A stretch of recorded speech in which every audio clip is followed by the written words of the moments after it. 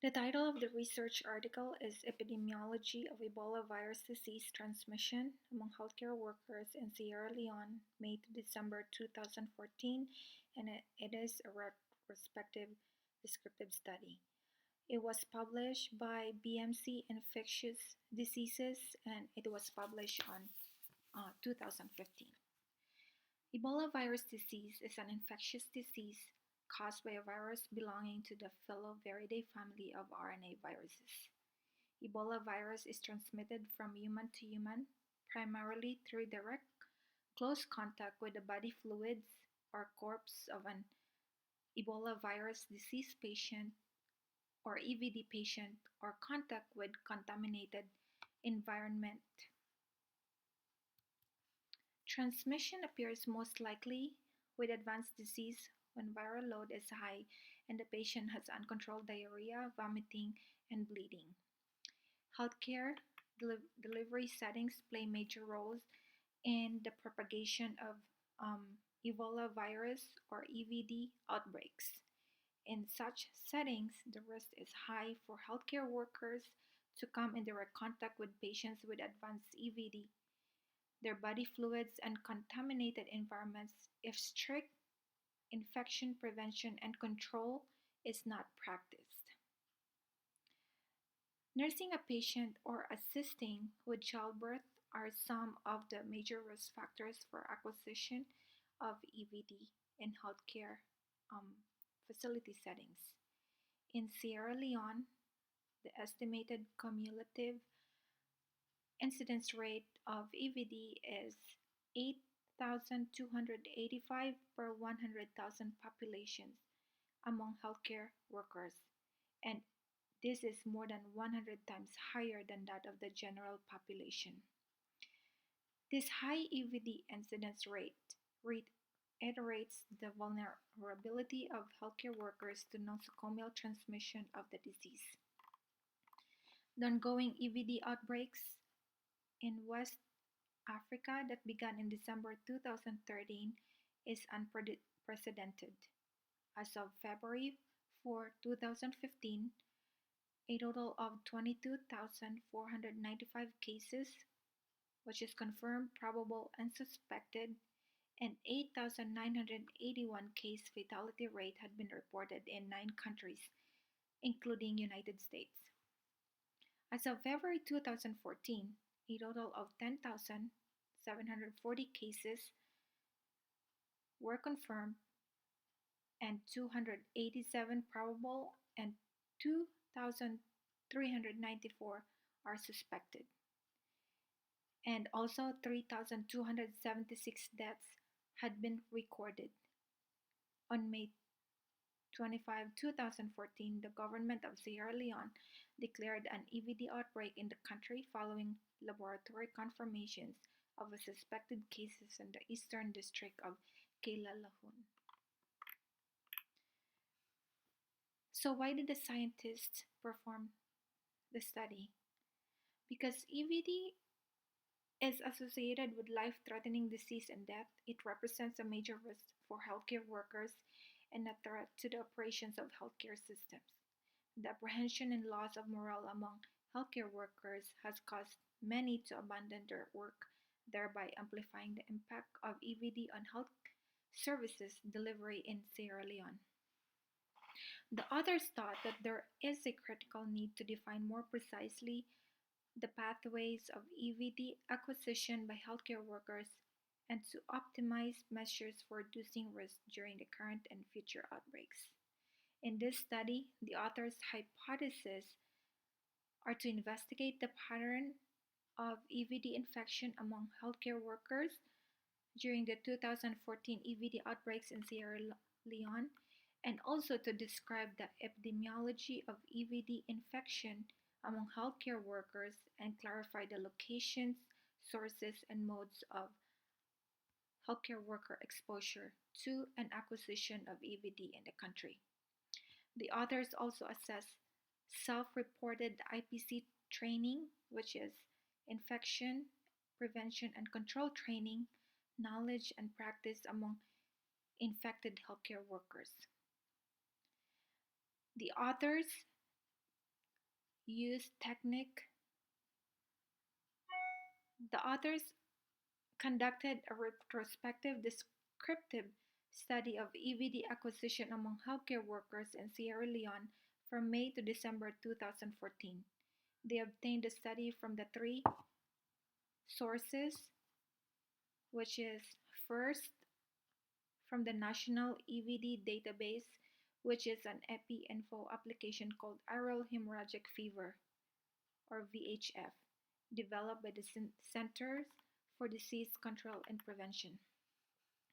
Second, a cross-sectional survey conducted through administration of a structured questionnaire to infected healthcare workers. And third, key informant interviews of select health stakeholders in the affected districts.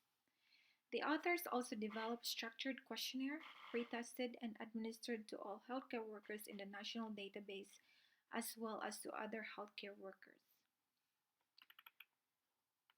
So what were the major results?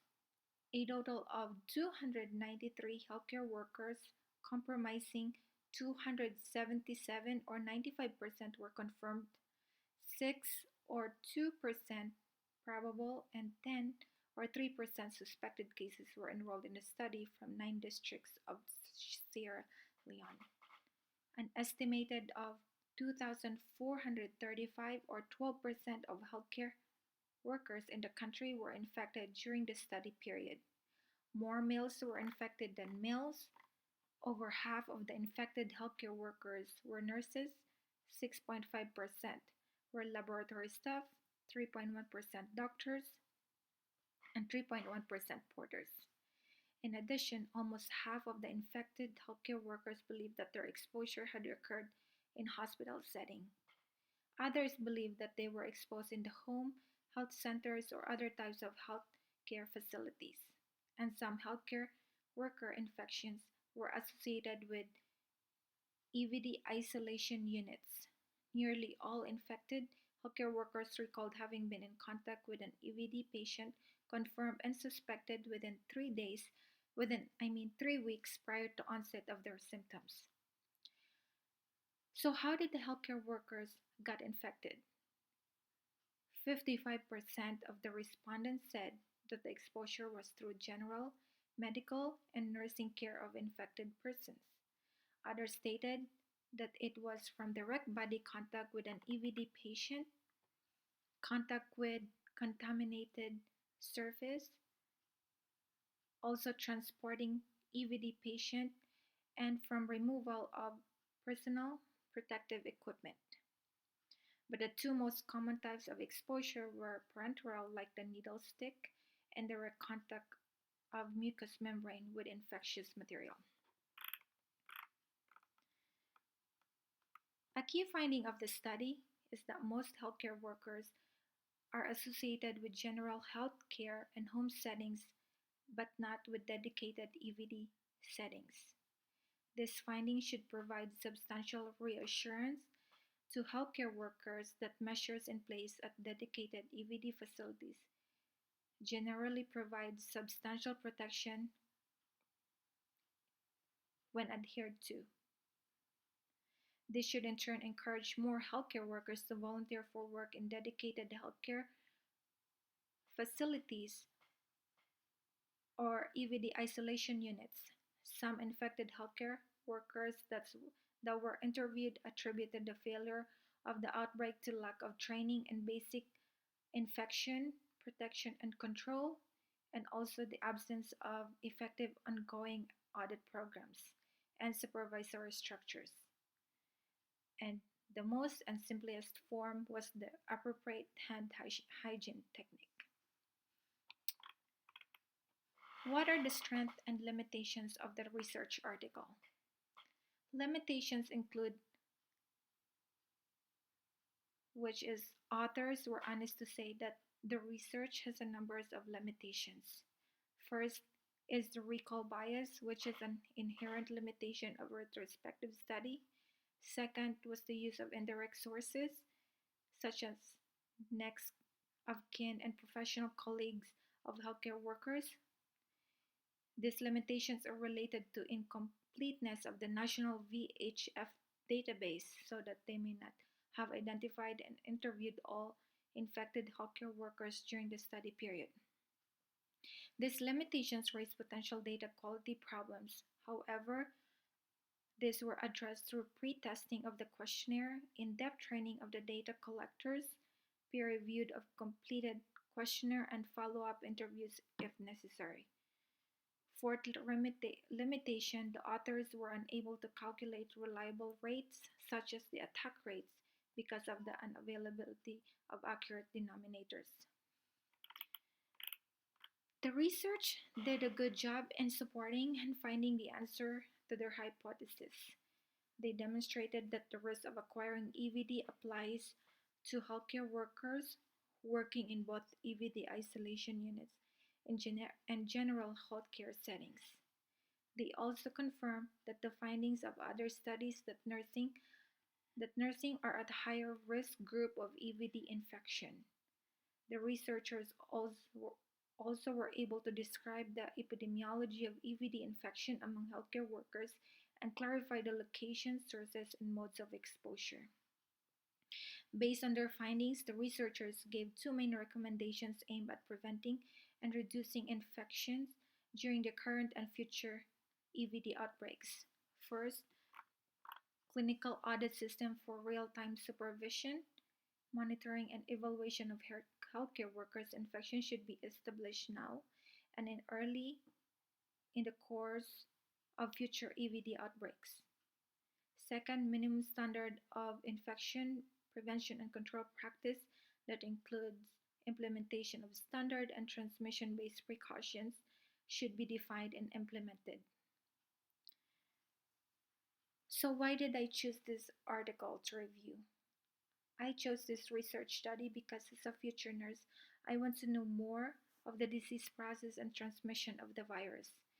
We will never know who are we going to take care in the hospital someday, and it's important that we know how to identify symptoms of the disease so we can protect ourselves and the people around us. It was in 2014 when United States had a surprise Ebola patient, and due to the lack of training, education, and in services to the staff, they were not able to contain the disease, but instead, two other staffs were reported that got contracted with the virus.